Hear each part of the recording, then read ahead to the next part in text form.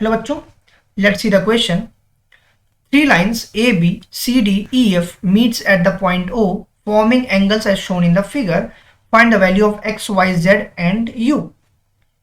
So let's write the key concept. सबसे पहले हम अपने key concept की बात करते हैं. So let's say the key concept.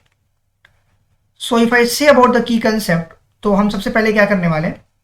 Let's say the sum of all angles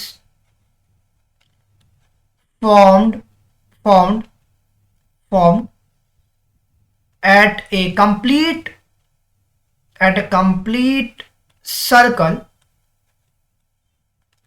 is 360 degree. मतलब अगर मैं बेसिकली एक लाइन ऐसे ड्रॉ कर लूं, अभी इस लाइंस पे मैं एक पॉइंट ले लूं, पॉइंट की वजह से ये जितनी भी लाइंस क्रिएट हो रही है इसके बीच में एक एंगल क्रिएट हो रहा है. इस एंगल्स का जो समेशन होगा सारे एंगल्स का मिला के 360 के बराबर होगा. दैट इज बेसिकली जिसकी हम बात कर रहे हैं. This is my first thing. Second is that sum of angles of a linear pair, किसी भी लीनियर पेयर का जो एंगल का समेशन होता है वो मेरा 180 डिग्री होता है. दिस इज माई सेकेंड की कंसेप्ट, दैट इज वॉट जिसको हमें डील करना है. ओके, सो लेट्स सी हम क्या करते हैं. अगर मैं बेसिकली इस फिगर की बात करता हूं, मैं इसका सिंप्लीफाइड फिगर यूज करूंगा so that I can come to my conclusion point. जैसे फॉर एग्जाम्पल यहां पे मेरा बी लिखा है तो मैंने इसको बी बना लिया, ये डी बना दिया, इसके सामने सी दिया है और यहां ए दिया है. अगर मेरा इस एंगल का फॉर्मेशन में चेक करूं तो ये एंगल जिस एंगल से फॉर्म हो रहा है वही एंगल इधर भी आ रहा है, ये वाला. तो अगर ये 40 डिग्री दिया गया है तो ये जो u बना हुआ है इस u की वैल्यू भी 40 हो जाएगी. That is what I am writing, u will become 40 degree. वो क्यों होगा? Because of vertically opposite angles की वजह से. This is my first answer.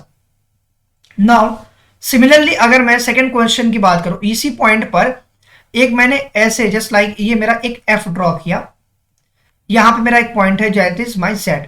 अगर वो पॉइंट एक z है तो अब हमें क्या करना है. लेट्स से अगर मैं इसी पर्टिकुलर फिगर की बात करता हूं, लेट्स से अगर मैं सपोज जस्ट लाइक मैं इसकी बात करता हूं, ये पॉइंट की, ये मुझे 80 मेंशन है पहले से. तो अगर ये मेंशन है तो इसके लिए मैं एक लाइन ड्रॉ करूंगा जो कि इधर से ऐसे पास हो. अगर वो लाइन पास हो रहा है तो उसकी वैल्यू मेरे पास यहां दी गई, दैट इज y फिगर में. तो इस लाइन से जो एंगल का फॉर्मेशन हो रहा है वो यहां पे y से हो रहा है. इट मीन्स दैट y की जो वैल्यू होगी वो 80 डिग्री होगी because of vertically opposite angle. इनका समेशन 80 डिग्री होगा. Now again come to the next point. ये जो एंगल है मेरा ये बेसिकली x है.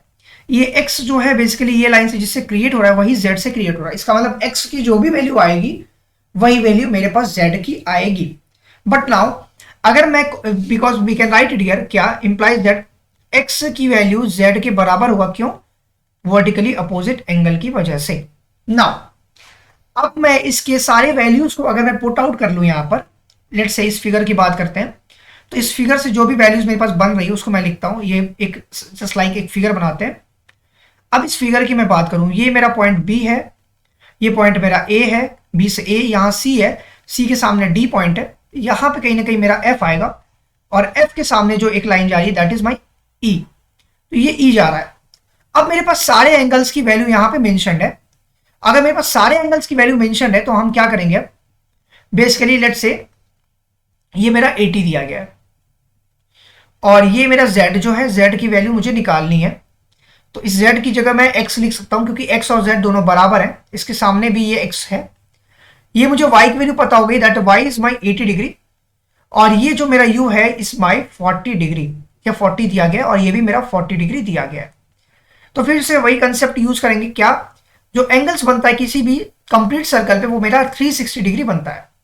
तो अगर वो 360 डिग्री बनता है तो मैं लिख सकता हूं क्या, एंगल U प्लस Z की जगह मैं X लिख रहा हूं plus 80 plus 40 plus X plus y की वैल्यू मेरे पास ऑलरेडी मेंशन है, सबकी वैल्यूज दी गई है.